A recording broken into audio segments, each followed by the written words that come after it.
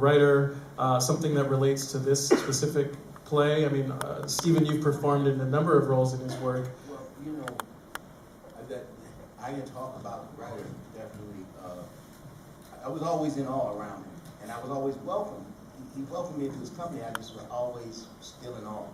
And it took me quite a while to just be hanging out with all his Wilson, you know what I'm saying? Because he was just so wonderful, and he would try out ideas. He would, he'd bring up something, he'd engage you, and then he was sneaking up on you with something monumental. One of my favorite times, I said something. I always loved when I could say something to him that he delighted in, and because he delighted in listening to stories. That's why he could write such great stories, because he listened so well. And he'd sit around, he'd be listening to people. And I told him I heard these brothers coming down the street uptown, and I was a little nervous because they were arguing. It sounded like they were really talking loud, and the dude was saying, no, man, the blues don't come from being black. The blues come from being black in America. You were black before you came here. You didn't get the blues till you came here. And all of this, he said, I like that, man, I did that, man, I did that. And so that was one of the things that I love as a writer, because he appreciated so many, and he appreciated other writers. But he can tell you in a minute that Amiri Baraka was an inspiration to him, and that, that he found things that he talked about, a field of manners. He talked about James Baldwin, talking about that we have a field of manners and a way of behaving.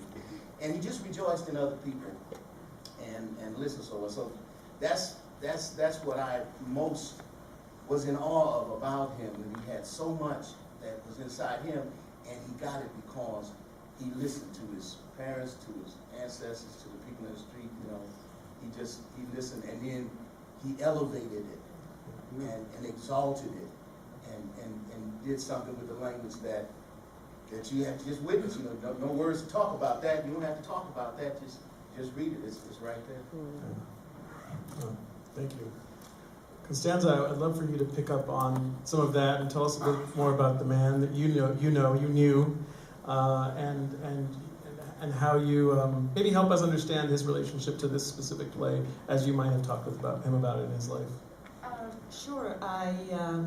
You didn't see me in the movie because I'm August Wilson's wife. I don't introduce myself. August was a very principled man. He lived by a saying that his mother always repeated to him, which is, something is not always better than nothing. And he would rather have nothing than compromise certain things about himself and certain things about Black America, and I think that him being such a principled man, he taught me so much in our time together.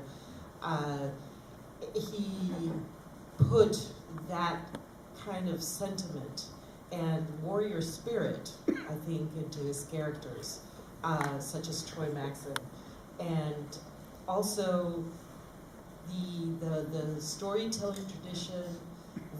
The fact that, while he was growing up, people were playing the stoops, people sold fish sandwiches, people were, playing baseball on the street, and he loved to tell the story of a community, and what made that community strong and resilient, and he had so much passion for everything that had to do with the Black experience.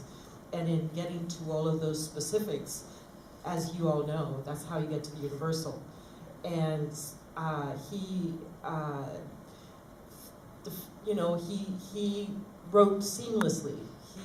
We would be sitting at a cafe, and he'd be saying, well, this happened to this character, and this happened to that other character in a play he's writing, and I'm saying, really? It's like as though they were all real people, because they were real to him. And so to live was to write, and to write was to live for him. And that's basically like Troy and his bat, basically. Yeah.